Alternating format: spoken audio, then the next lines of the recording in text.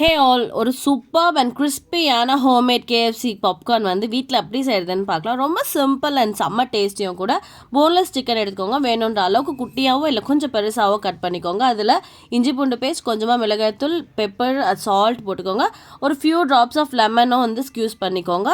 2 hours அளவுக்கு ஃப்ரிட்ஜில் marinate பண்ணி 2 ஹவர்ஸ் வச்சுருங்க. நீங்கள் ஆஃப்டர்நூன் செய்கிறதா இருந்தால் மார்னிங் மேரினேட் பண்ணி வச்சுருங்க. ஒரு ஃபுல் எக் எடுத்துக்கோங்க. அதில் கொஞ்சமாக அரிசி மாவு, சிக்கன் மசாலா போட்டுட்டு கொஞ்சமாக சால்ட்டு இல்லை பெப்பர் போட்டு நல்லா மிக்ஸ் பண்ணி அடித்து எடுத்து தனியாக வச்சுருங்க.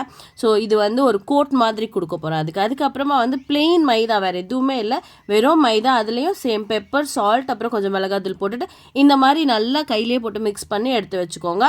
ரெடி பண்ணி வச்சுட்டோம். கடாயில் எண்ணெய் ஊற்றி எண்ணெய் காயட்டோன்னு விட்டுருங்க. நம்ம ஆல்ரெடி மிக்ஸ் பண்ணி வச்சுருந்தோம் எக்கில் இந்த சிக்கன் பீசஸை போட்டுட்டு நல்லா பரட்டுங்க. அதே மாதிரி இந்த மைதாலையும் பரட்டிட்டு எண்ணெயில் ட்ராப் பண்ணிவிடுங்க. ஸோ இருக்க எல்லா பீசஸும் அந்த மாதிரி முட்டையில் பரட்டுங்க, மைதாவில் பரட்டுங்க, எண்ணெயில் போட்டுருங்க. அவ்வளோதாங்க. எண்ணெயில் போட்டு நல்லா வறுத்துடுங்க. மேலே கிறிஸ்பியாக உள்ள செம்ம ஜூஸியாக சூப்பராக இருக்கும். கேஎஃப்சி சிக்கன் எதுக்கு நீங்கள் போய் வாங்கணும்? இந்த மாதிரி கண்டிப்பாக செஞ்சு சாப்பிட்டு பார்த்துட்டு கமெண்ட்டில் சொல்லுங்கள். வீடியோ பிடிச்சிருந்தா லைக் பண்ணுங்கள், சேனலை சப்ஸ்கிரைப் பண்ணுங்கள். தேங்க்ஸ் ஃபார் வாட்சிங். Love you all.